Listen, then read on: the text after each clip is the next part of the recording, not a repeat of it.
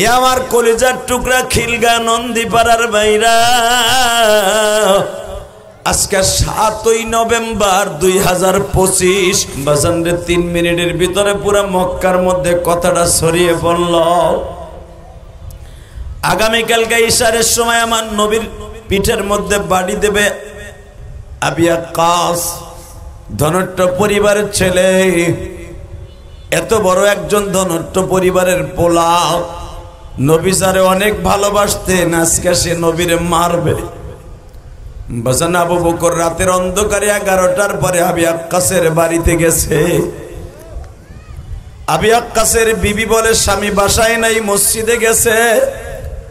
আবু বকর আস্তে করে উস্তুনে আবিল্লা বাবার কাছে যাইয়া দেখে বাবা মদিনার মধ্যে মসজিদ নববীর ভিতরে 8টা খুঁটি আছে, বাবা দোয়া কবুল হওয়ার মতো। উস্তুনে আবিল্লা বাবার পিছনে বইয়া তাসবিহ পড়তেছে আবু আক্কাস। আবু বকর আস্তে করে যায় বলে আবু আক্কাস রে, এই দেখ আমি শীতের মৌসুম, চাদরটা খুলে দিছি, জামাটাও খুলে দিছি, গেঞ্জিটাও খুলছি, তোর গায়ে যত শক্তি আছে, তুই তো 43 বছরের পোলা।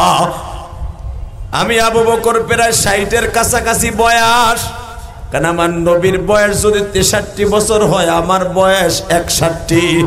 আল্লাহু আকবার জোরে বলো। আমার 61 বছর বয়স, এই বৃদ্ধ বয়সে আমার কোনো দুঃখ থাকবে না। এই যে জামাটাও খুলে দিছি, গেঞ্জিটাও খুলে দিছি, আবু আক্কাস রে, তুই যেমনে পারো আমারে বাড়ি দিয়া পিঠটারে ক্ষত বিক্ষত করে দে। তবু আমার নবী এই 4 দিন হয়ে গেল ঘরের থেকে বাইরে হয় না। নবী আমার ইমামতি করতে আসতে পারে না রে আবু আক্কাস।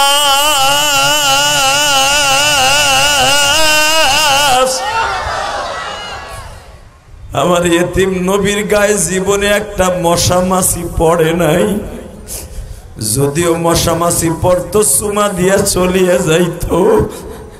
আবু আক্কাস রে, তোর পাও 2টা ধরছি, তুই আমার শত শত সাহাবীদের মধ্যে চাবুক মার, আমার এতিম নবীর গায়ে চাবুক মারিস না।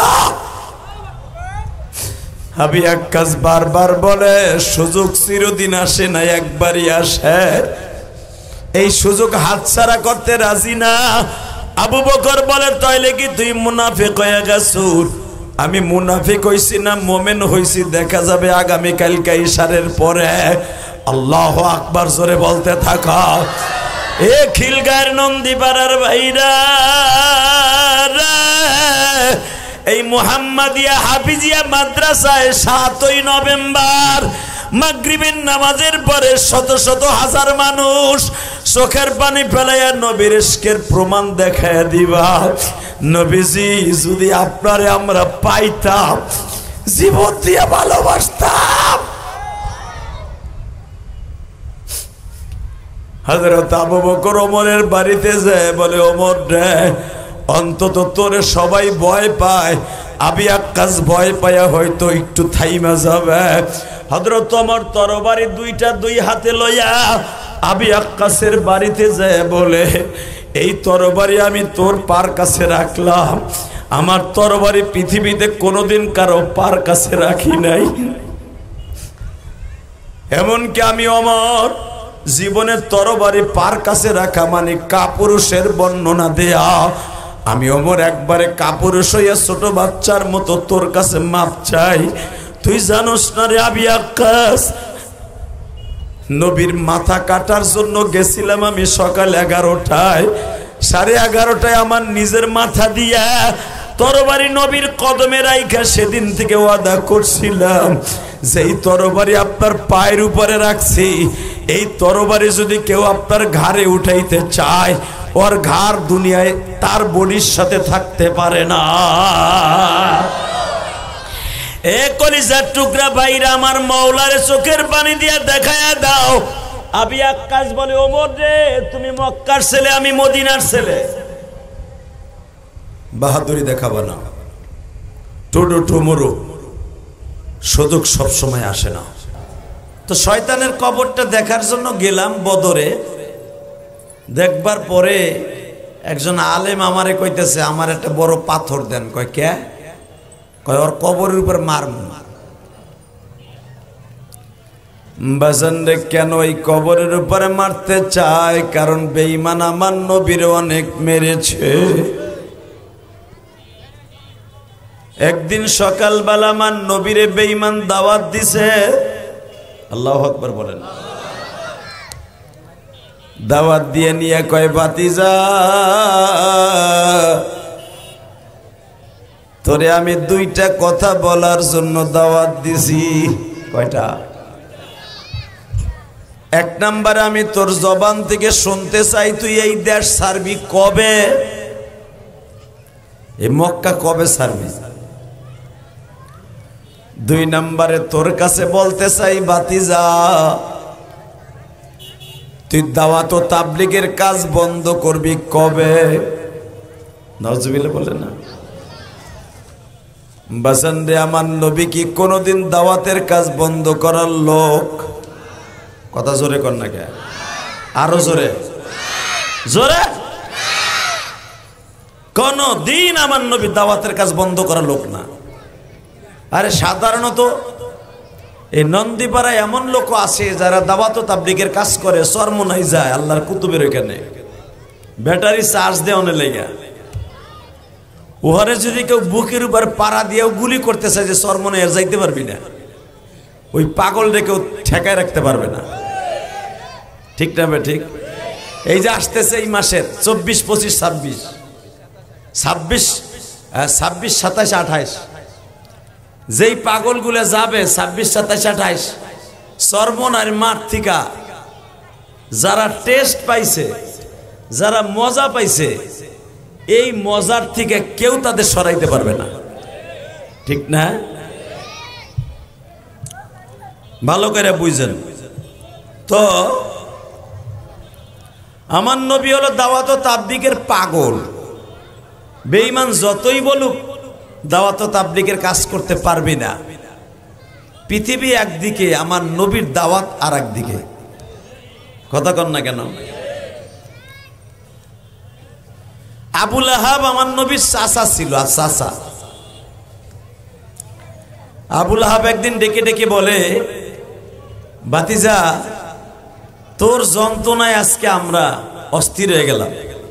তোর জন্য বাহিরে মুখ দেখাইতে পারি না, তোর জন্য আজকে এলাকার মানুষের কাছে দাম পাই না।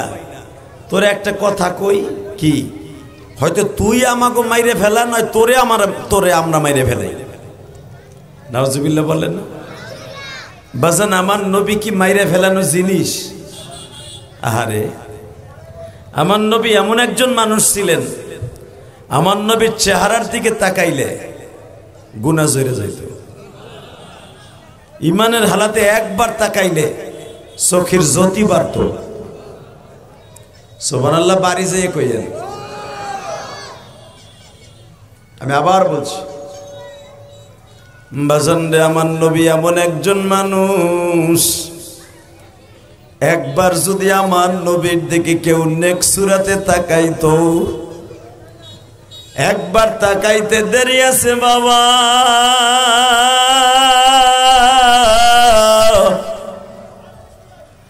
তার জীবনের সব গুনাহ মাফ হইতে দেরি হইতো না। আমার নবীর চেহারার মধ্যে এমন একটা ভিটামিন ছিল বাজার, এমন একটা ভিটামিন ছিল, নবীর চেহারার দিকে তাকাইলে ক্ষুধা নিবারণ হয়ে যাইত। তার জ্বলন্ত প্রমাণ আমি আপনাদের সামনে দিয়ে যাই। খন্দকের মাঠে যখন সাহাবা একরাম যুদ্ধের জন্য খাল খনন করতেছে, এই যে আপনাকে নন্দীপাড়ায় একটা দেখা যাইতেছে বাবা, খাল দেখা যায় না? প্রায় আধা কিলোমিটার লম্বা একটা খাল, আর এই দিকে হলো বাবা 130 ফিট চওড়া একটা খাল, গভীর হইতেছে 21 ফিট। বিশাল বড় একটা গর্ত খনন করতেছে আমার নবী।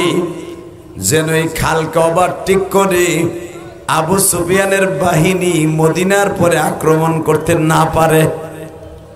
সুবহানাল্লাহ কইলেন না? তাহলে বোঝা গেল আমার নবী যুদ্ধের দিক দিয়ে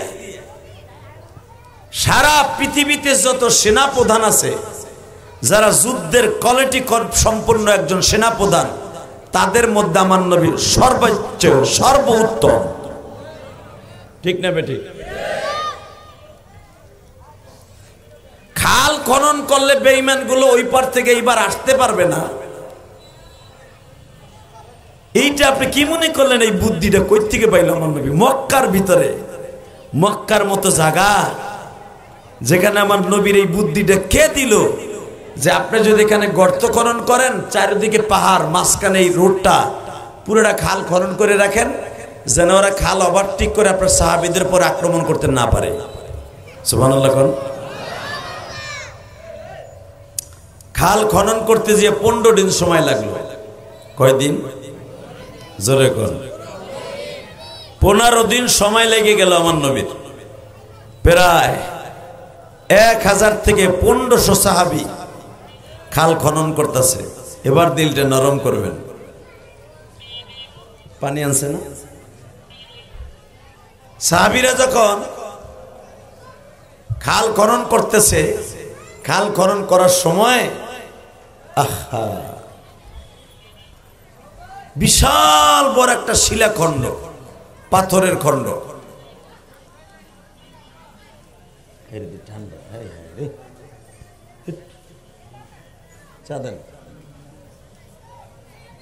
এটা আসলে পাগল, ও আমার দুশ্মন যে ঠান্ডা পানি হয়েছে।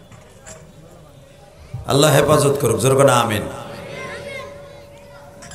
আল্লাহ তো আমার দিকে তাকান। আমার বিশ্ব নবী দেখলেন এই পাথরটাকে অন্তত 40 জন সাহাবী কুড়াল দিয়া, কোদাল দিয়া, শাবল দিয়া পিড়াইয়া সরাইতে পারে না, ভাঙতেও পারে না। আমার নবী একটা শাবল হাতে নিয়ে একটা বাড়ি দিলেন। এক বাড়িতে 40 মণ ওজনের পুরা পাথরটা 10টা টুকরো হয়ে গেল। আরো জোরে। 10টা টুকরো হওয়ার পরে নবী আমার বললেন, এখন 2-3 জনে উঠাইয়া খালদারে প্রচার করো। কথা বলা যাবে না, ভলান্টিয়াররা কথা বলা, আস্তে ইশারা কাজ করেন। যারা রাস্তায় দাঁড়ায় আছেন বসেন, একটা লোক রাস্তায় থাকবে না। কি আশ্চর্য, হেনে দাঁড়ায় দাঁড়ায় কথা কইতেছে বেড়ারা। আল্লাহ আপনি আমাদেরকে মাফ করে দেন, যেরকম আমিন। মেরে ভাই দোস্ত বুজুর্গ, কথাগুলো দিলের কানে শুনেন। কোন দিনের দোয়া কবে কবুল হবে আল্লাহ ছাড়া কেউ জানে না। ঠিক না ঠিক? আজকে 7ই নভেম্বর, রোজ শুক্রবার মাগরিবের নামাজের পরে এটা আমার প্রথম মাহফিল। আমার মেহেন মাহফিল গাজীপুর মাওনা, অনেক দূরে। শুধু আপনাদের খেদমত আরজ করতে চাই, যতটুকু সময় কথা বলবো দিলের কানে শুনবেন। এমনি আপনারা দেখতেছেন আমি যে চশমাটা পড়ছি এটা পাং পুংয়ের লেগে দেই নেই। অনেকে ভাবতেছে হুজুরা পাং পুং দিয়ে আমার চশমা, খালি তো আমাকে দোষ দেখেন। আমার চোখের অবস্থা দেখছেন, চোখ ফুইলা মরা ব্যাঙের মতো হয়ে গেছে, রসগোল্লা। এই 15 দিন ধরে এই চোখের যন্ত্রণায় ঠিক মতো ঘুমাইতে পারি না, কথা বলতে পারি না। এই যে কথা বলতেছি চোখের মধ্যে মনে হয় বিশাল বড় পাথরের খণ্ড দিয়ে কোবাইতেছে। দোয়া করেন যেন চোখটা আল্লাহ ভালো করে দেন, জোর করে আমিন। এই যে আলোর দিক তাকাইলে কলিজাটা বের হয়ে যায়। মেরে ভাই দোস্ত বুজুর্গ,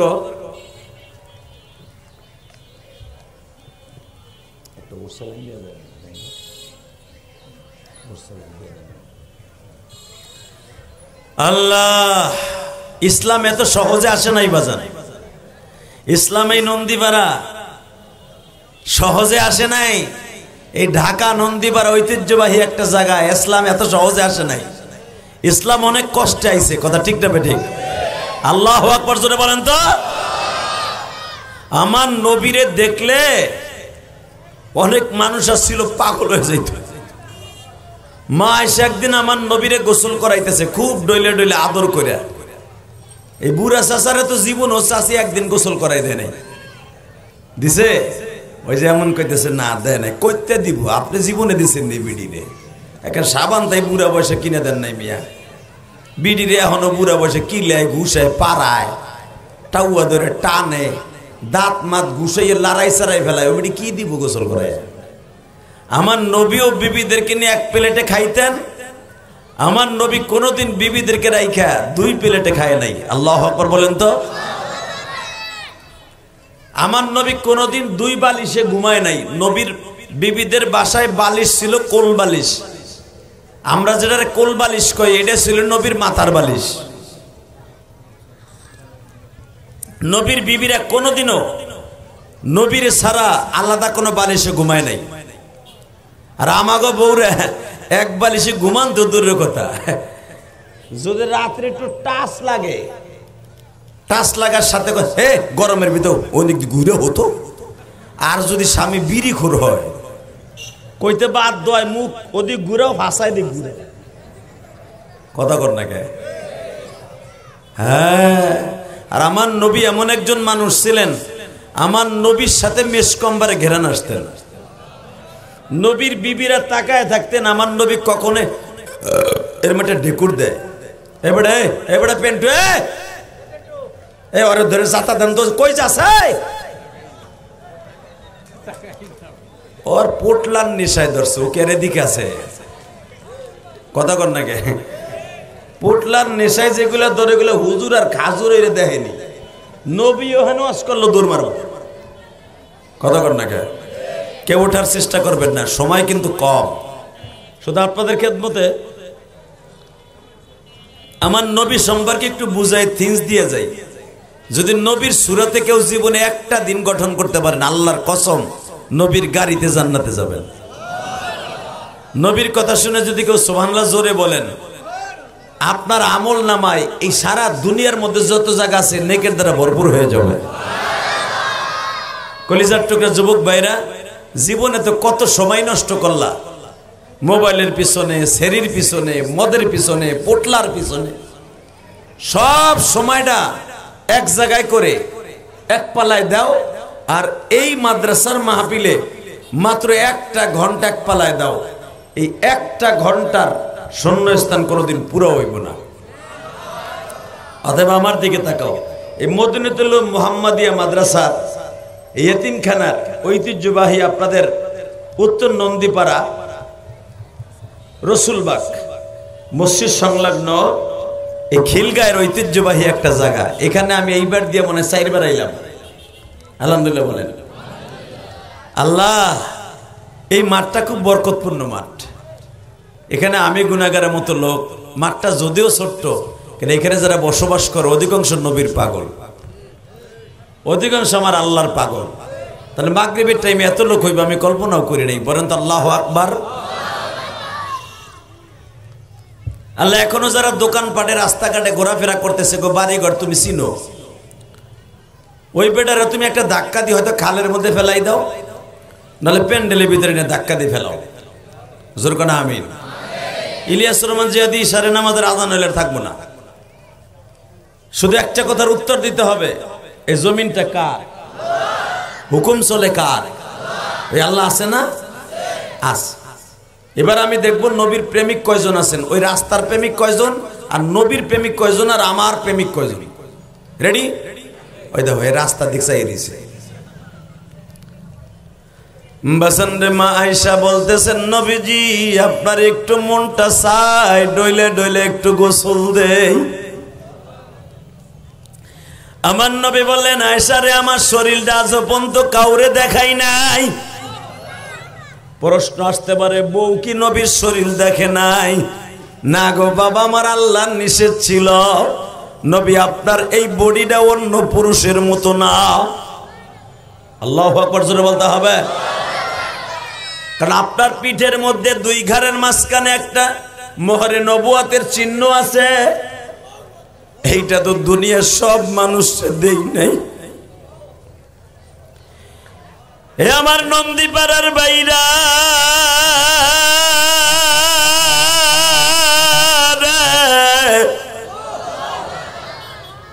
নবীর মোহরে নবুয়ত যারা জীবনে একবার দেখছে লোকটা পাগল হইয়া জান্নাতে গেছে। তার জ্বলন্ত প্রমাণ আমি আপনারে দেখাইয়া দেই। নবীর ইন্তেকালের মাত্র 13 দিন আগে, কয়দিন? জোরে কোন, আরো জোরে, জোরসে বলো, কয়দিন? এই স্টেজ যারা বসেন কথা কোন চাচা, নবীর কথা জিগাইছি, শেখ হাসিনা খালেদার কথা জিগাই নাই। কয়দিন? কয়দিন? নবী আমার দুনিয়া তিম বানাই উম্মাত রে তিম বানাইয়া 13 দিন পরে চলে যাইব। নবী যে উহুদের মাঠে দাঁত দুইটা ভাঙছিল, ওই দাঁতের ব্যথা উঠে গেছে নবীর মাথায়।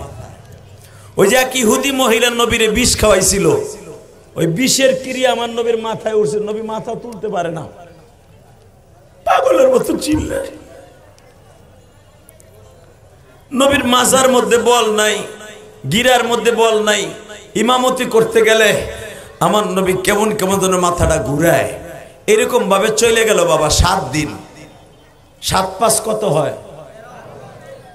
7 দিন চলে যাওয়ার পরে আর বাকি থাকে কয়দিন?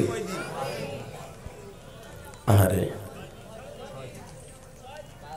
6 দিন থেকে 5 দিন বাকি থাকে। হঠাৎ একদিন আমার নবী ইশারের নামাজ পড়াইতে যে ঘুরে পড়ে গেছে। আল্লাহু আকবার বলেন। যেই মানুষটা রাস্তা দিয়ে চললে মনে হইতো পৃথিবীর শ্রেষ্ঠ বাহাদুর যায়, সেই মানুষটা ইমামতি করতে যে ঘুরে পড়ে গেছে।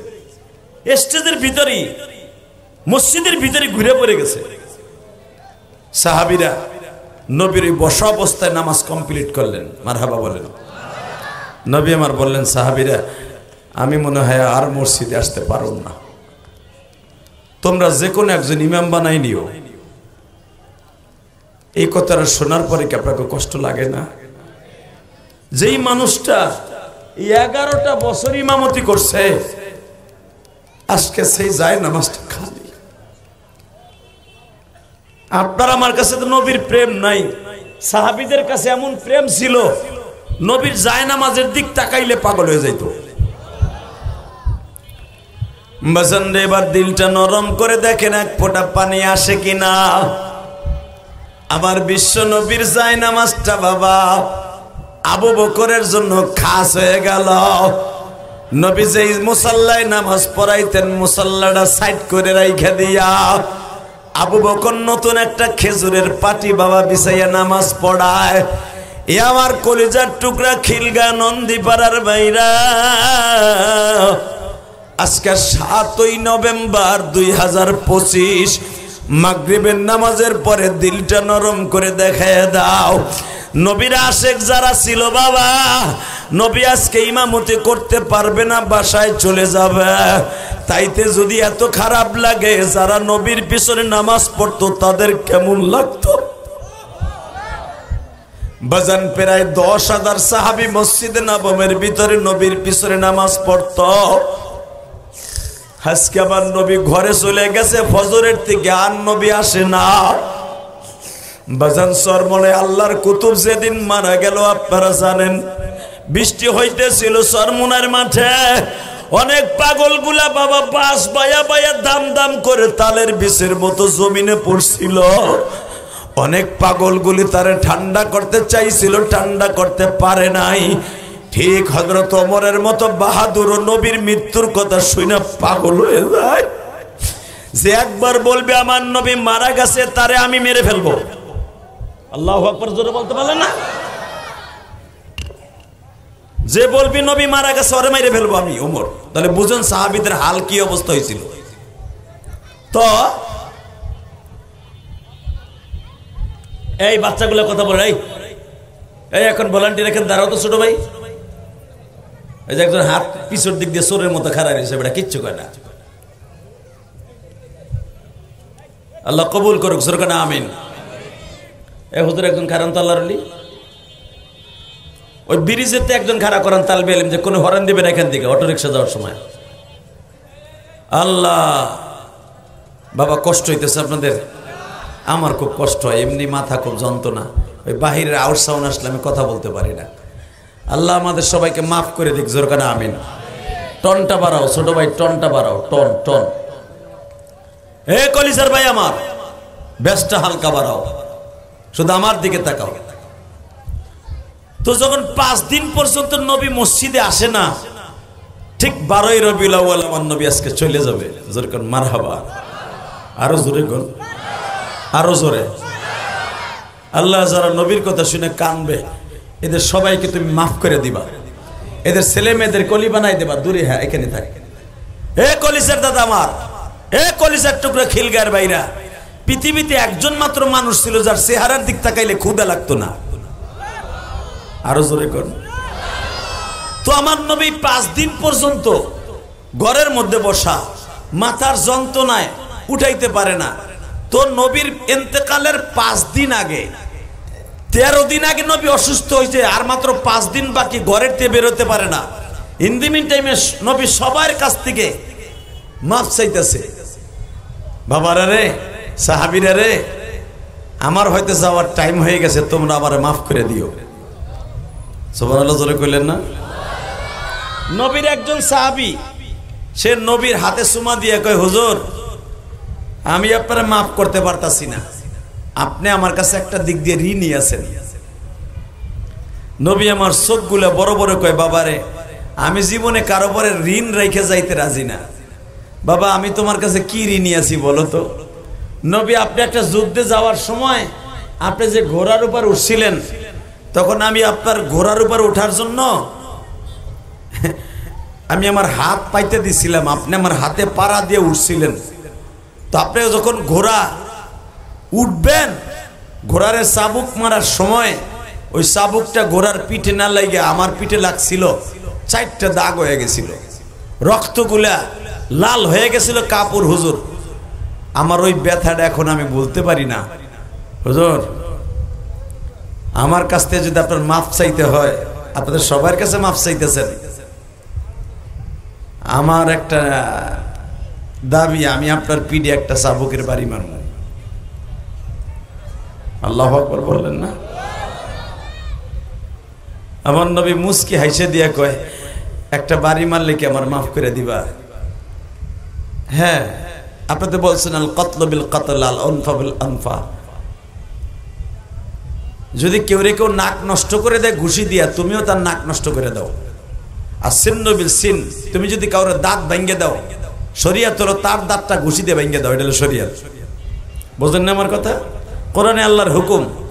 নবী আপনি আমার বাড়ি দিয়েছিলেন, একটা বাড়ি দিলে আমার আর কোনো দাবি থাকবো না। নবী আমার বললেন, তুমি কি সবার সামনে বাড়ি দিবা? আমি তো অসুস্থ মানুষ, না গোপনে দিবা? ওই সাহাবী বলে, হুজুর আমার যখন আপনি বাড়ি দিছিলেন তখন অন্তত শত শত সাহাবী ছিল যুদ্ধের মাঠে, আমি সাহাবীদের সামনেই বাড়ি দিব।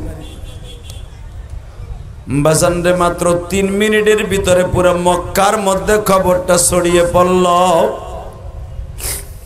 নবীর একজন প্রিয় সাহাবী, যার সাথে এতগুলা যুদ্ধে অংশগ্রহণ করছে, এতগুলা সাহাবী যার আন্ডারে কাজ করে, সেই সাহাবী আমার নবীর আবি আক্কাস নামে সাহাবী, যে ধনাঢ্য পরিবারের ছেলে, নবীর জন্য এমন কোন যুদ্ধ নাই চান্দা দেয় নাই। নবী যারে গৌরব করে বলতেন, ও ধনী পরিবারের ছেলে হইলে কি হবে, ধন থাকা সত্ত্বেও যার ধন আল্লাহর রাস্তায় লাগে না, ওর মতো বদমাশ আল্লাহর জমিনে হয় না। এই যে বাড়িওয়ালার টাকা বাড়ি ভাড়া থেকে আল্লাহর রাস্তায় কিছু টাকা দান করে না, ওর মতো বাটপাড়া আল্লাহর জমিনে থাকতে পারে না। বাড়িটা কে দিছে? কে? তোমার বাপে দেছে না? কথা কর না কেন? এই মেয়েটা, তোমার বাপ ভাড়া রয়েছে, এখন তুমি 6 তলা 10 তলা বিল্ডিং এর মালিক। এদিকে আর আমার আল্লাহ দিছি না, তোমার দুলাভাই দিছে। যে আল্লাহ দিছে ওই আল্লাহর নামে দান করতে হবে। কথা ঠিক না বেটি? ওয়া আনফিকু মিম্মা রাযাকনাহুম ইউনফিকুন। আমি তোরে দিছি, তুই আমারে দে। তুই দিবি না, তোর বিল্ডিং এ ফাটল ধরাবো, ভূমিকম্প দেব। কারো এই নন্দীপাড়া একটা বিল্ডিং ও ফাটবো না, তোরটা ফাটল ধরবো। ভাড়াটিয়া 2 দিন পর চলে যাবো। কথা কর না কে? কারো বিল্ডিং এ আগুন লাগাবো না কারেন্টের, তোর বিল্ডিং এ আগুন লাগাবো। কথা কর জোরে জোরে। ঠিক আছে, তাহলে আপনারা আমার সাথে একমত। হে কলিজার ভাই আমার, ভালো করে বুঝেন তো। আমার বিশ্বনবী বললেন, তুমি যদি একটা বাড়ি দিয়ে আমারে মাফ করে দাও, আমার কোনো দুঃখ নাই। বলেন তো আল্লাহু আকবার। এই কথা বইলা নবী বললেন, ঠিক আছে এই জামাটা উঠাইলাম, বাড়ি দাও। না, আমি আপনার ঘরের মধ্যে গোপনে বাড়ি দিব না, সাহাবীকে সামনে বাড়ি দিব। দারে কুত্তির হাদিস, আনাস ইবনে মালিক বলেন, আমি নবীর পিছনে ওযুর পানি নিয়ে দাঁড়ায় ছিলাম, আমার নবী ওযু করবে। ইন দি মিন টাইমে নবীর সাথে রাবি আক্কাসের সাথে কথা হইতেছে। নবী বললেন, তাহলে কোন সময় বাড়ি দিবা? আগামীকালকে ইশারের পর আমি আপনারে বাড়ি দিব। বাজানরে 3 মিনিটের ভিতরে পুরা মক্কার মধ্যে কথাটা ছড়িয়ে পড়ল। আগামীকালকে ইশারের সময় আমার নবীর পিঠের মধ্যে বাড়ি দেবে আবি আক্কাস, ধনট্ট পরিবারের ছেলে, এত বড় একজন ধনট্ট পরিবারের পোলা। নবী যারে অনেক ভালোবাসতেন, আজকে সে নবীরে মারবে। বাজান আবু বকর রাতের অন্ধকারে 11টার পরে আবি আক্কাসের বাড়িতে গেছে। আবি আক্কাসের বিবি বলে, স্বামী বাসায় নাই, মসজিদে গেছে। আবু বকর আস্তে করে উস্তুনে আবিল্লাহ বাবার কাছে যাইয়া দেখে, বাবা মদিনার মধ্যে মসজিদে নববীর ভিতরে 8টা খুঁটি আছে, বাবা দোয়া কবুল হওয়ার মতো। উস্তুনে আবিল্লাহ বাবার পিছনে বইয়া তাসবিহ পড়তেছে আবি আক্কাস। আবু বকর আস্তে করেছে বলে, আবি আক্কাস রে, এই দেখ আমি শীতের মৌসুম, চাদরটা খুলে দিছি, জামাটাও খুলে দিছি, গেঞ্জিটাও খুলছি, তোর গায়ে যত শক্তি আছে, তুই তো 43 বছরের পোলা। আমি আবু বকর প্রায় 60-এর কাছাকাছি বয়স, কারণ আমার নবীর বয়স যদি 63 বছর হয়, আমার বয়স 61। আল্লাহু আকবার জোরে বলো। আমার 61 বছর বয়স, এই বৃদ্ধ বয়সে আমার কোনো দুঃখ থাকবে না। এই যে জামাটাও খুলে দিছি, গেঞ্জিটাও খুলে দিছি, আবি আক্কাস রে, তুই যেমনে পারো আমারে বাড়ি দিয়া পিঠটারে ক্ষত বিক্ষত করে দে। তবে আমার নবী এই 4 দিন হয়ে গেল ঘরের থেকে বাইরে হয় না। নবী আমার ইমামতি করতে আসতে পারে না রে আবি আক্কাস।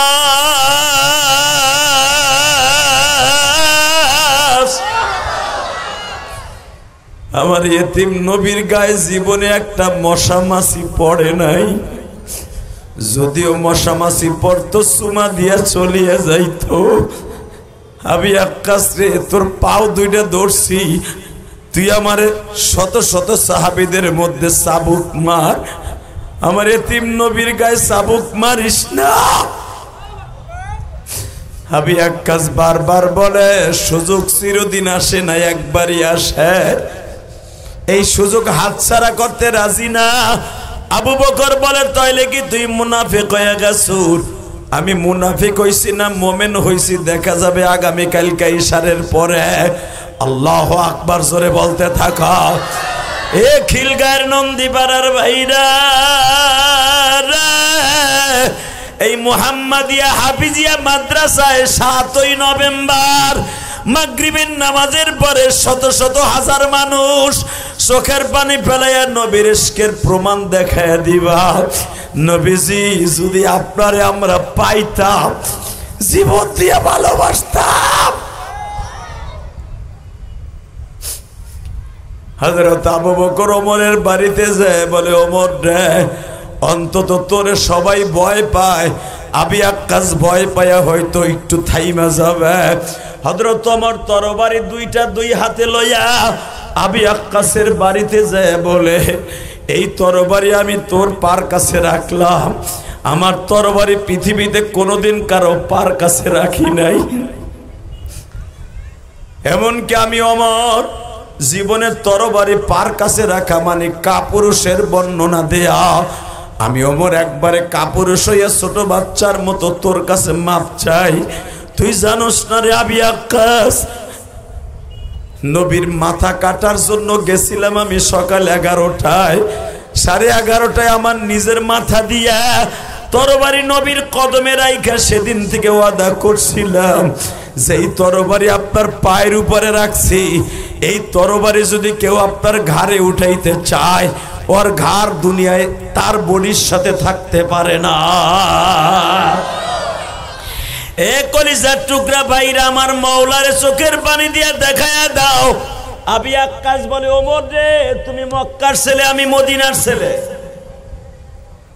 বাহাদুরি দেখাবো না, টোডো টোমরো, সুযোগ সবসময় আসে না। আল্লাহু আকবার জোরে বলেন। সুযোগ পাইছি, হাতছাড়া করুন না। হযরত ওমর বলেন, দেখ রে, এই তরবারি দিয়ে দরকার হয় আমার ঘাড়ার মধ্যে, পিঠের মধ্যে যে কয়টা আঘাত দরকার দে, অথবা আমার কল্লাটা নামায় দে, তবু আমার অসুস্থ নবীর পিঠের পর একটা বাড়ি দিস না।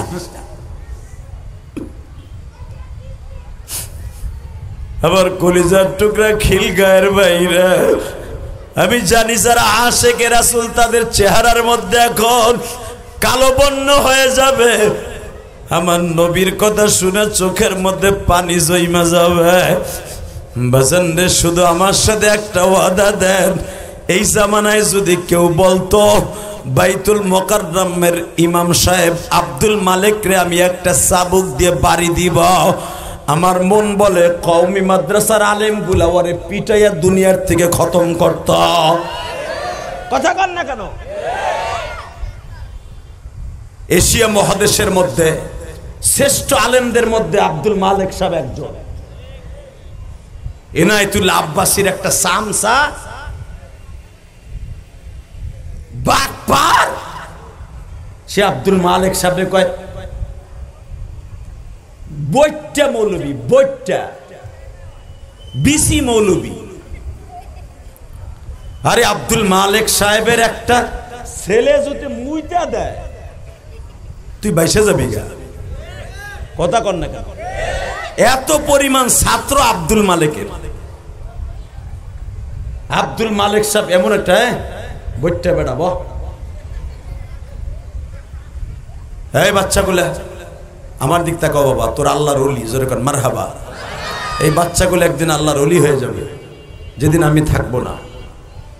আব্দুল মালিক সাহেব জানেন কতবার আল্লাহর ওলি? ওই লোকটা যে কত বড় বুজুর্গ তার স্যান্ডেলের দিক তাকাইলে বোঝা যায়। কথা কন না কেন? 300 টাকার এক জুতা, প্লাস্টিকের জুতা, পায়ে দিতে দিতে বলতে বলতে তালের ডঙ্গা হয়ে গেছে। ওইটা দিয়ে হজে যায়, ওইটা পায়ে দিয়ে জুমায় যায়, ওইটা পায়ে দিয়া বাংলাদেশের বড় বড় কনফারেন্সে যায়, ওই জুতাটা পায়ে দিয়েই খতিবগিরি করতে যায়। নিরহংকার একজন মানুষ আমার নবীর মতো। আল্লাহু আকবার জোরে বলেন না কেন? হ্যাঁ, আমার যদি বকস দুঃখ নাই কেন, আমি হলো টেডি মাওলানা, আমারে বক, আমার কোনো কোয়ালিটি নাই, কোয়ালিটি সারা মাওলানা আমি, আমারে গালি দিলে কিছু চর্চা যায় না। কিন্তু আব্দুল মালিক সাহেব বাংলাদেশের একটা নক্ষত্র, এর যে গালি দিবি ওর জায়গায় পুঁতে ফেলাবো বেটা, হাতের নাগারে যদি কোনোদিন পাই। কথা কন না কেন? একজন আব্দুল মালিক সাহেবকে গালি দিলে যদি কওমির আলেমদের শরীরে আগুন লাগে, দুজাহানের বাদশাহ, যার জন্য ওমর ছিল জানোয়ার, নবীর ছায়াতলে সে হয়ে গেছে আনোয়ার। আল্লাহু আকবার জোরে বলতে পারো না? এবার একটা আওয়াজ দিতে হবে। যদি কাদিয়ানির গোষ্ঠী আমার নবীরে গালি দিয়া বলে নবী মুহাম্মদ একটা চরিত্রহীন, নবী মুহাম্মদ কোনদিন শেষ নবী না, তার চরিত্রে ভেজালা ছিল, এই জন্য মির্জা গোলাম মোহাম্মদ কাদিয়ানির আমরা নবী বানাইছি। কওমি উলামা একরাম দীপ্ত কণ্ঠে আওয়াজ দেন। এই 15ই নভেম্বর সরহদ্দি উদ্যানে আলেম উলামাদের ডাক আসছে, খতমে নবুয়তের কান্ডারি, খতমে নবুয়তের পাগল পীর সাহেব মধুপুর ডাক দিয়েছে, সারা বাংলার তাওহীদি জনতা সরহদ্দি উদ্যানে উপস্থিত হবে, উপস্থিত হয়ে দেখাই দিবে কাদিয়ানির বাংলাদেশে থাকবে কোনো দুঃখ নাই, মুসলমান নাম নিয়ে থাকতে পারবে না, পারবে না, পারবে না, পারবে না। এই প্রস্তাবে কে কে রাজি আছো? আল্লাহকে দুই হাত তুলে দেখায় দাও, দেখায় দাও। নারে তাকবীর, আল্লাহু আকবার। আল কোরআনের আলো, আল হাদিসের আলো, কোরআনের অপমান সইবে না রে মুসলমান।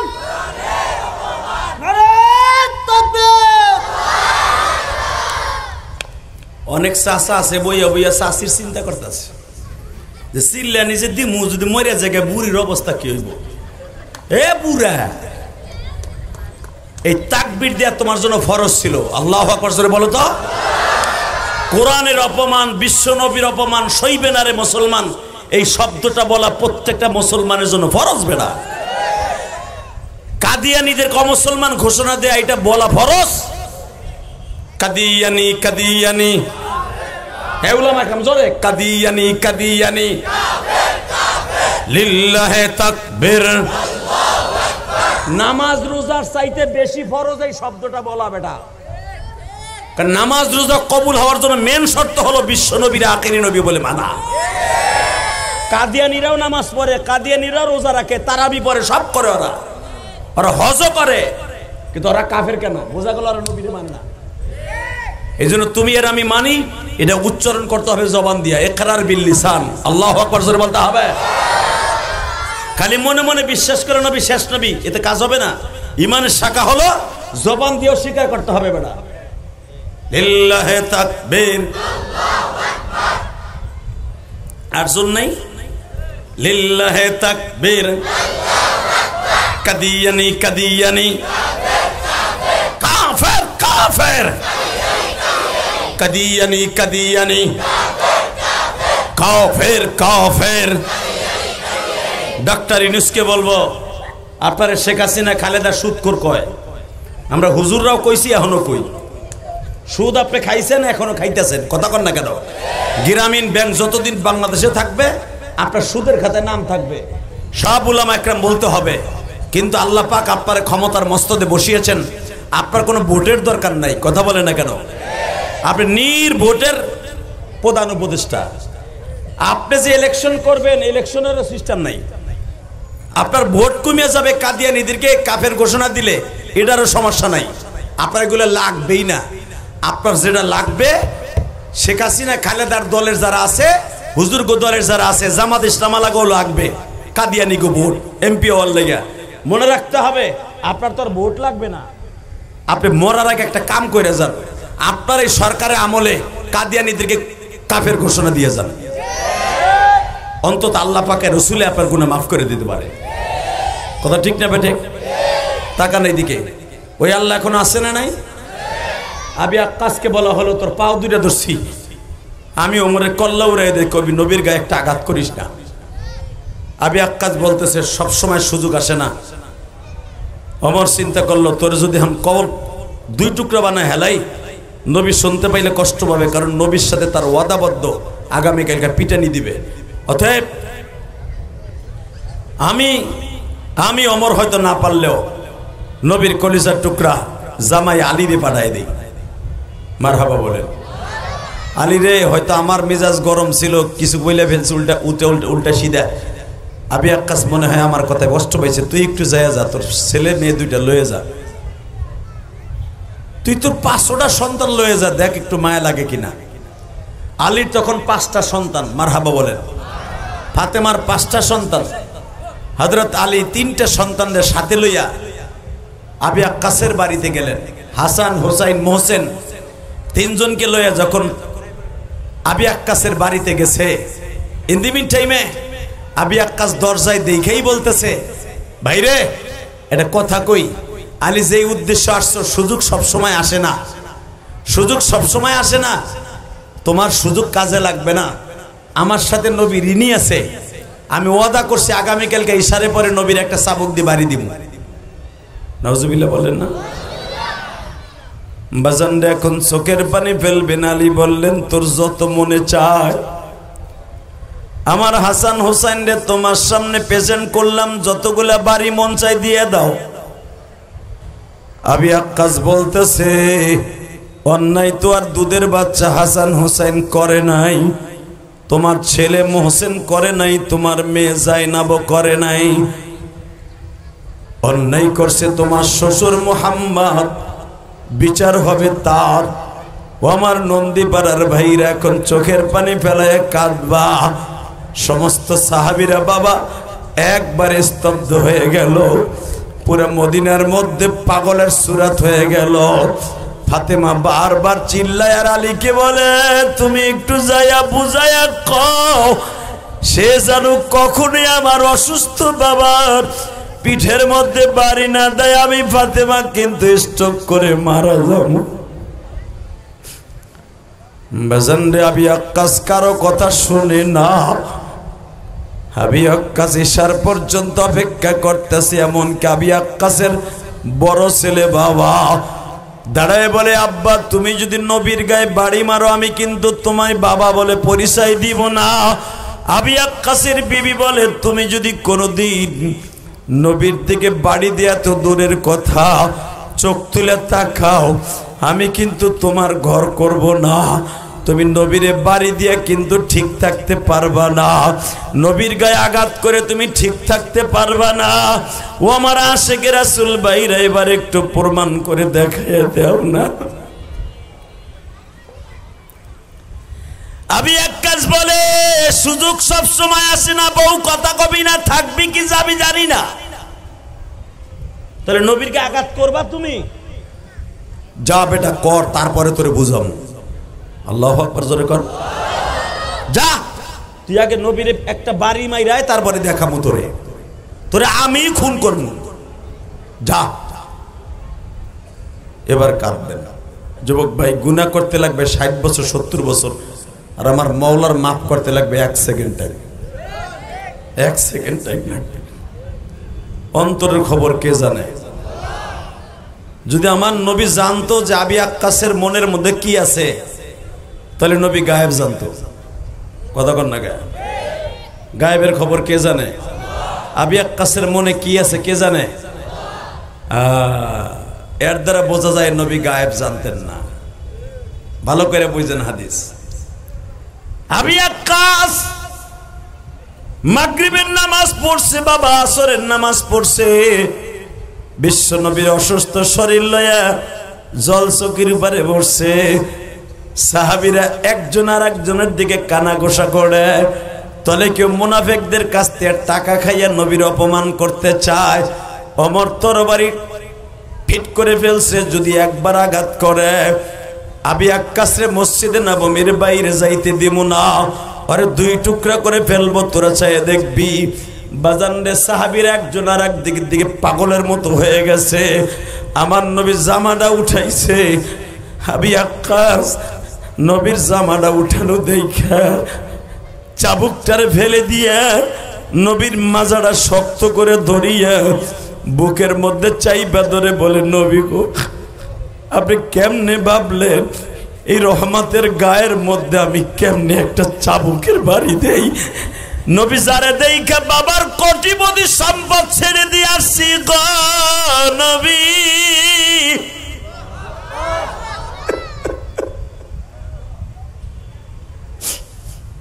বাবার কোটি কোটি টাকার সম্পদ ফেলে দিয়ে আসছি আমার নবীর জন্য। নবীর দপ্তরে হাদিয়া আসলে আমি আক্কাস খাই, আমার ছেলে মেয়ে খাওয়া দাওয়া করে, বাবার কোটি কোটি টাকার সম্পদ থাকার পরও ভিক্ষা করি। নবী গো, বনে কাঠ কাইটে তারপরে কামলা দিয়ে খাই গো নবী। নবী আপনার কাছে হাত পাতি, সাহাবীদের কাছে হাত পাতি গো নবী, আল্লাহর কাছে হাত পাতি। আপনি যাকাতের মাল আসলে, হাদিয়ার মাল আসলে আমার নবী বাইতুল মালের থেকে দেয়। বাবার কোটি টাকা থাকার পরও কোনোদিন বাবার কাছে গেলাম না।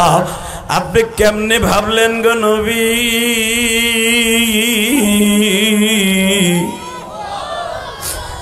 আমি আপনার এই তুলার মতো বডির মধ্যে অসুস্থ শরীরে একটা চাবুকের বাড়ি মারব?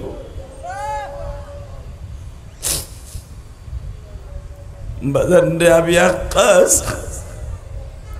নবীর মোহরে নবুয়াতের ভিতরে বাবার ঠোঁট লাগায় দিছে, সিংহার মতো চারতাছে জিহ্বা দিয়া। নবী আবার বলে, আবি আক্কাস রে, তুই আমার মোহরে নবুয়াত দেখার জন্য কি কায়দা করছো?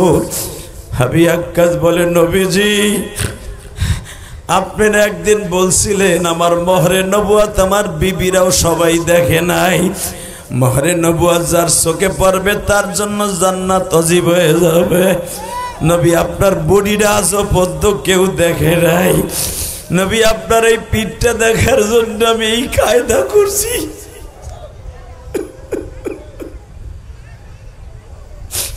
আল্লাহ দেখো আমার নবীর কথা শুনে যাদের চোখে পানি আসছে, আমি জানি না এদের মধ্যে কার জানো জনম দুঃখিনী মা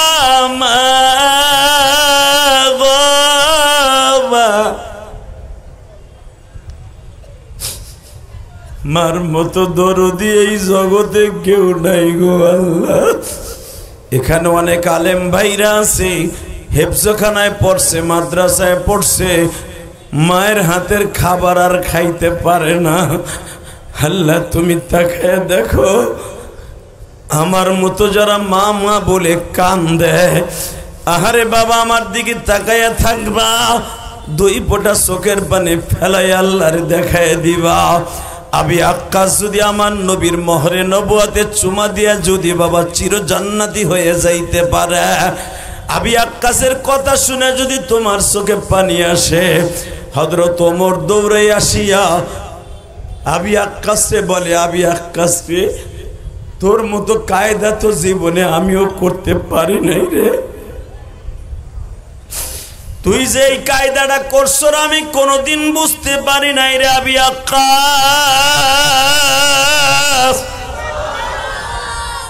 বরঞ্চ আমি তোর সাথে বেয়াদবি করছি, তুই আমারে মাফ করে দিস।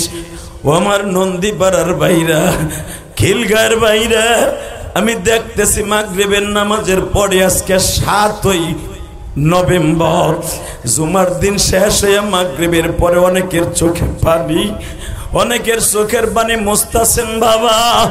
জীবনে কার দোয়া কখন কবুল হয়ে যাবে মওলা ছাড়া কেউ জানে না। আমি আপনাদের দুইটা পায়ে হাত দিয়ে বলি, এই দুনিয়া থাকার জায়গা না গিয়ে বাবা। গত পরশুদিন একটা ছেলে আমার কাছে আসছে, হুজুর আপনি ওয়াজ শুনে আমার মা প্রতিদিন রাত্রে ঘুমাইতো, হুজুর আমার মা আজকে দুনিয়ার থেকে বিদায় নিয়ে চলে গেছে। হুজুর আমার মায়ের জানাজা ও জোহরের নামাজের পরে, হুজুর আপনি তো মায়ের পাগল বক্তা। হুজুর আজকে আমি 16 বছরের যুবক, কলেজে পড়ি। হুজুর আমি মেট্রিক পরীক্ষা যখন দিব, আমার মা আমার পড়ার টেবিলের পিছনে দাঁড়ায় দাঁড়ায় সারা রাত ডিউটি পালন করছিল। হুজুর আমার বড় ভাইরা একজন ইটালি থাকে আর একজন জার্মান থাকে।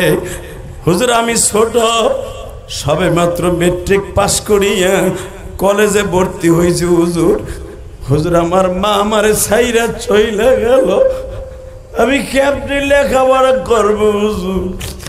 আপনি আমার মায়ের জন্য দোয়া করে।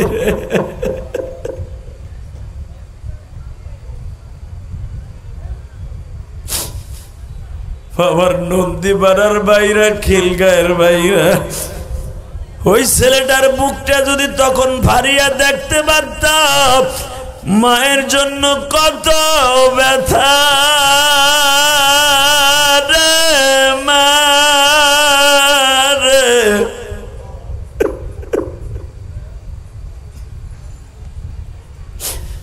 ছেলেটা আমারে বারবার বলে, হুজুর আমি আপনার ভক্ত, আমার মাও আপনার ভক্ত। হুজুর আমার আব্বা মারা গেছে করোনার ভিতরে, আমার মা আজকে হারায় ফেললাম। আমি বললাম মায়ের ঋণ শোধ করতে পারবা না, পৃথিবী লেখা দিলাও, তবে একটা কথা তোমারে বলে দিয়ে যাই, মায়ের জন্য এইভাবে চিল্লা পাল্লা কান্নাকাটি না করে বেশি বেশি করে দান করো। আল্লাহু আকবার জোরে বলতে পারলেন না? হে বাবা, ইলিয়াসুর রহমান জিহাদি 12 বছর বয়সে মা হারাইছি। আমার মা আমাকে ইন্তেকালের সময় বলে গেছিল, ইলিয়াস রে তুই পারলে কোনোদিন টাকার মালিক হইলে একটা মসজিদ বানাইস। যেই হুজুর আমার অ্যাডভান্স করতে গেছিল আমার বাড়িতে, মসজিদটা দেখে আসছে, 4 কোটি টাকা খরচ করে একটা মসজিদ বানাইছি। এই যে আজকে 3 তলার কাজ চলতেছে, 6 টন রড কিনে দিয়ে এই ওয়াজে আইছে, আলহামদুলিল্লাহ বলেন। 3 তলার রড সোজা করতেছে 3 তলার ছাদ দেওয়ার জন্য। 7 কোটি টাকা লাগবে আমার মসজিদে, 7 কোটি। আমি কোনো ধনীর টাকা দিয়ে মসজিদ বানাই নাই, আমি গরিবের টাকা দিয়ে মসজিদ বানাইছি। আপনাদের মতো একটা রিক্সা চালকের 100 টাকা দিয়া আমি মসজিদ বানাইছি, আলহামদুলিল্লাহ বলেন। আমার রক্ত ঝরানো পয়সা, ঘাম ঝরানো পয়সা দিয়ে মসজিদ বানাইছি। যুবক ভাই, তোর পাও দুইটা ধরে বলে দিয়ে যাই, আমার মা ওই গোপালগঞ্জের জমিনে ঘুমিয়ে আছে, মকসিদপুরের জমিনে। কত বছর যে মা কইয়া ডাকি না মনেও নাই। 12 বছরে পোলা ছিলাম আমি, মা কি জিনিস ওই সময় কি আর বুঝতাম রে। তবে একটা জিনিস এখন বুঝি, যদি আমার মা আজকে বাইসে থাকতো, মনে হয় আমার চাইতে সুখী বাংলাদেশের কোনো বক্তা থাকতো না। আমার সব আছে, গাড়ি আছে, বাড়ি আছে, সব আছে, আমার মা নাই। এই কলিজার টুকরারা, আমার আলেম ভাইরা, আপনারা অনেকে ইমামতি করেন, অনেকে মসজিদে খেদমত করেন। আপনার সাথে দামি কি আছে যার মা বাইচে আছে? আর যার মা নাই ওর মতো হতভাগা কেউ নাই। এটা শুধু আমি বলি নাই, শুধু 2টা মিনিট আমার দিক তাকায় থাকবেন, 2টা মিনিট। ইউসুফ নবীর বয়স ছিল তখন 13 বছর। কত? জোরে কন, কত? ইউসুফ নবীর বাইরে তারা কুয়ায় ফেলাই দিল। 3 দিন পরে কুয়ার থেকে সওদাগাররা, কারণ মিশর থেকে তারা কানান হইয়া সিরিয়ায় যাইতেছিল, মক্কা মদিনায় আসবে, সিরিয়ায় আসবে সফর করতে। সফর শেষ করে সিরিয়ার উপর দিয়া, মিশরের উপর দিয়া, ইরাকের উপর দিয়া তারা মিশরে যাবে। আল্লাহু আকবার জোরে বলতে পারে না? তো কানানের ক্যানাল বর্ডার পাস করতে হয়। আমি ইউসুফ নবীর যে কুয়ার মধ্যে ফেলছিল 2013 সালে এই কুয়াটা দেখছিলাম। এই কুয়ার পানি কিয়ামত পর্যন্ত কমবে না। আল্লাহু আকবার জোরে বলতে পারেন না? 5টা কুয়ার পানি কিয়ামত পর্যন্ত যাররা পরিমাণ কমবে না। তার ভিতরে 1 নম্বরে জমজম, 2 নম্বরে আইয়ুব আলাইহিস সালামের কুয়া, যেই কুয়াটা আইয়ুব আলাইহিস সালামের পায়ের আঘাতে হয়েছিল। উরকুদ বিরিজলিক হাদা মুকতাসালুম বারিদি ওয়া শারাব। আল্লাহু আকবার জোরে বলতে পারলেন না? এই কুয়ার পানি আইয়ুব আলাইহিস সালামের পায়ের আঘাতে হয়েছিল, এই কুয়ার পানি জীবনে কমবে না। যেটা ফিলিস্তিনে এখন এই বেজরমা ইসরায়েলটা দখল করতে চায়। ফিলিস্তিনিরা বলছে জীবনে 1 ফোঁটা রক্ত থাকতে আইয়ুব আলাইহিস সালামের এই কুয়াকে তোকে দখল করতে দিব না, দিচ্ছেও না। এই গাজায়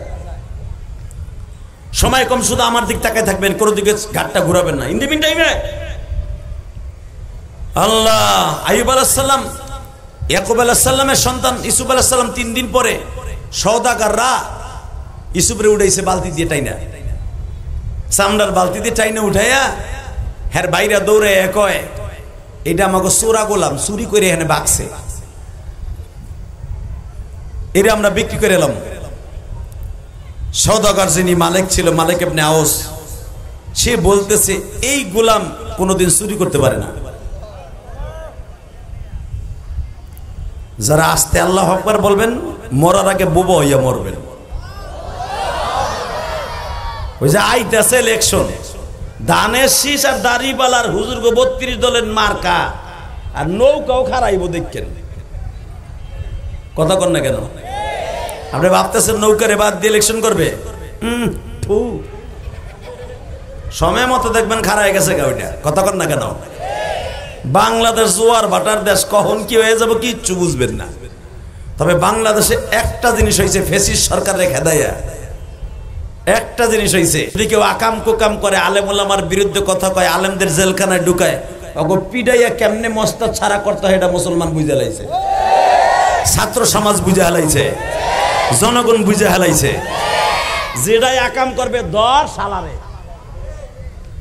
কথা কন না কেন? কষ্ট হইতেছে? 2 মিনিট কথা কব। এই মুসলমানের পোলা জন ইয়াকুব আলাইহিস সালামের ছেলেরা তার বেইছে ফেললো মাত্র 20 টাকায়। কয় টাকায়? জোরে কন, কয় টাকা? পৃথিবীর শ্রেষ্ঠ সুন্দর আমার নবীর পরে ইউসুফ আলাইহিস সালাম তার 20 টাকায় বেচে। মালিক কয় এই গোলামের দাম 20 টাকা হইতে পারে না, নিম্নে আছে 5000 টাকা। ওই জামানার 5000 টাকা মানে এই জামানার 500 কোটি টাকা। আজ থেকে 5,500 বছর আগে। তো মালিক বলতেছে এটা তো বোম্বা সামনে বসে গেছে। আল্লাহ কবুল করুক, জোরে আমিন। কষ্ট পাইতেছেন? আমার দিক তাকান 2টা মিনিট। যখন 20 টাকায় বেচা লাইছে, বেচার পরে তারা শর্ত লাগাইছে ইউসুফরে বস্তায় ঢুকাবেন তো মিশরে যাওয়ার আগে, বর্ডার পাস হওয়ার আগে ইউসুফরে আপনি বস্তাতে বাইর করতে পারবেন না। 1 2 নম্বরে ইউসুফরে যে বেচলাম কারো কাছে বলতে পারবেন না। 2 3 ইউসুফরে কোনোদিন জিজ্ঞেস করতে পারবেন না ওর বাড়ি কই। 4 এর নাম কিন্তু ইউসুফ, মনে রাখবেন কিন্তু গোলাম, ও কিন্তু সাধারণ পরিবারের ছেলে না। মালিক বলে দেখেন চেহারা দেখে বুঝে লাইছি এটা সাধারণ পরিবারের ছেলে না। ওর গায়ে যে জামাটা আছে এই জামাটা আমার মনে হয় মিশর কেনান সব বেচলে ওই জামার গায়ে হবে না, কারণ ওই জামাটা দিছিল জান্নাত থেকে আমার আল্লাহ। আরো জোরে ঠিক আছে, এর আমি নিয়ে গেলাম বস্তার মধ্যেই ঢুকামু, মিশরের আগে বস্তাতে বাইর করবো না, শর্ত একটা 20 টাকা দিয়ে নিলাম, এর আর একটা মাইর আপনারা দিবেন না, ও চোর হইতে পারে না। আল্লাহু আকবার বলেন। আমি এখন 20 টাকাতে কিনছি, এখন আমাদের গোলাম, আপনারা আর একবারও গায়ে হাত দিবেন না। তখন ইউসুফের বড় ভাই রবিন ইউসুফরে মারতেছিল। এখন চোখের পানি ফেলবেন মাত্র 2টা মিনিট। ইউসুফ আলাইহিস সালামের ভাইদের মতো নিষ্ঠুর পৃথিবীতে কোনো মানুষ আল্লাহ জন্ম দেয় নাই। তাকানের দিকে এ মুসলমান ভাইরা, ইন দি মিন টাইমে আল্লাহর পয়গম্বর ইউসুফকে যখন বস্তার মধ্যে বইরে নিয়ে যায়, ইউসুফ আলাইহিস সালাম বস্তার মধ্যে ভরা অবস্থায় বস্তার মধ্যে বইয়ে বলছিল, ভাইরে আমি তো আর কোনোদিন কেনানে আসবো না, আমার একটু টাইম দিবেন। কই কে? ওই যে একটা টিলা পাহাড়ের উপরে, ওইখানে আমার জনম দুঃখিনী মা শুয়ে রয়েছে। জোরে জোরে জোরে জোরে। আপনি যে আমারে কিনছেন 20 টাকা দিয়া, আপনার কি বিশ্বাস হয় যে আমি চোরা গোলাম, চুরি করে পালাইছি? না, তুই চুরি করস নাই। আপনার কি বিশ্বাস হয় যে আমি একটা গরিব পরিবারের ছেলে? না। আপনার কি বিশ্বাস হয় যে আপনি আমার বস্তাতে বাইর করে আমার মায়ের কবরটা জিয়ারত করতে দিলে আমি ভাগ্যে যামুগা? না। এইখানে কোনারা যে বাচ্চাগুলো কথা কয় তোমরা দেখো না? হ্যাঁ, বাজান রে, এবার আমার দিকে তাকান, চোখের পানি ফেলায় আমার মৌলারে দেখায় দেন। যখনই বলছে আমারে কি মনে হয় আমি ভাগ্যে যামুগা, কয় না, তাহলে আমারে মাত্র 10টা মিনিট টাইম দেন, আমি তো আর মরার আগ পর্যন্ত কেনানে আসবো না। যদি আপনি আমারে 10টা মিনিট টাইম দেন, আমি আমার মায়ের কবরের কাছে দাঁড়াইয়া দোয়া করবো। বাজান রে, মালিক বলে আমার 20 টাকা গোল্লায় যায় জাগা, তুই যদি ভাগ্যে যাস তাও আমার দুঃখ নাই রে বাবা ইউসুফ, কারণ তোর চেহারার মধ্যে আর তার পোশাকের মধ্যে বোঝা যাইতেছে তোর চাইতে দামি মানুষ আর আল্লাহর জমিনে নাই। বাবা তোরে অন্ধকার তাঁবুর মধ্যে ঢুকাইছি, কোনো বাতি লাগে না, তোরে রাস্তার মধ্যে বসাইলে কোনো আলো লাগে না, তোর গায়ের আলোতে যদি এত আলো হয় এই মানুষটা কোনোদিন চোরা হইতে পারে না। ও আমার নন্দী পাড়ার বাইরা, খিল গায়ের বাইরা, চোখের পানি ফেলাইয়া দেখো মাওলারে কবুল করাইতে পারো কিনা। আল্লাহর পয়গম্বর ইউসুফ মায়ের কবরের কাছে দাঁড়াইলেন। সূরা ইউসুফের তাফসিরে দেখবেন মুফতি শফি রহমাতুল্লাহ লেখেন, আল্লাহর পয়গম্বর ইউসুফ মার কবরের কাছে দাঁড়ায় কান্দের, বলে মা গো মা, তোমার ইউসুফ কেনান ছাইরা যাইতেছে গো মা। মা আমি আমার ভাইদের সাথে ওয়াদা দিছি মরার আগ পর্যন্ত আর কেনানে আসবো না, কারণ আসলে যদি আব্বা চাই না ফেলে যে আমারে গোলাম কইয়া বিক্রি করছে, আসলে বাগে খায় নাই। মা আমি এই জন্য জীবনে মরার আগ পর্যন্ত কেনানে আসবো না। বাবা দেখবেন ইউসুফ আলাইহিস সালাম মিশরে তার বাবারে নিছে, কিন্তু সে নিজে কেনানে আসে নাই। মারহাবা বললেন না? এখন দিলটা নরম দেখতে চাই, কলিজা, এ কলিজার নন্দীপাড়ার বাইরে তাকা। ইউসুফ আলাইহিস সালাম মার কবর কাছে দাঁড়ায় হাত তুলে বলে, মা আমি যাই, মা ও মা আমি যাই, তুমি আবার মাফ করে দিও মা। আল্লাহর পয়গম্বর রাও যদি মায়ের পাগল থাকে, কোন যুবক যদি কোনো বাদদারি বাঁকা বাজান যদি মা বাবার পাগল থাকে, ওই মানুষটা সে আল্লাহরও পাগল থাকবে। আল্লাহর পাগল হয়ে কবরে যাওয়ার নিয়ত আছে না নাই? হাত দুটো উঠে আল্লাহর জোরে একটা ডাক দাও তো, ডাক দাও জোরে একটা আল্লাহ বলে ডাক দাও। 7ই নভেম্বর আজকে প্রথম মাহফিল মাগরিবের পরে এই ঢাকা খিলগাঁও রন্দিপাড়ার ভাইরা 7ই নভেম্বর জুমার দিনে আল্লাহকে জোরে একটা ডাক দাও মাগরিবের নামাজের পরে। আল্লাহ চাইয়া দেখো ছোট্ট ছোট্ট বাচ্চারা তোমারে ডাকে। 7ই নভেম্বর আলেম ওলামা তোমারে ডাকে।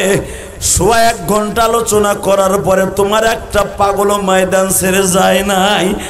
আমি জানি নাই মাগরিবের পরে খিলগাঁয় নন্দীপাড়া মুহাম্মাদিয়া হাফিজ এতিমখানা মাদ্রাসার মাহফিলে মাগরিবের নামাজের পরে আল্লাহ এদের মধ্যে কার জানো মা নাই গো, মা কার জানো বাবা নাই। আল্লাহ আমি অনেকের চোখে পানি দেখছি। এই মাগরিবের নামাজের পরে 7ই নভেম্বর এই নন্দীপাড়া খিলগাঁয়ের জমিনে সকলের বাবা মাকে মাফ করে দাও। জোরে কোন আমিন।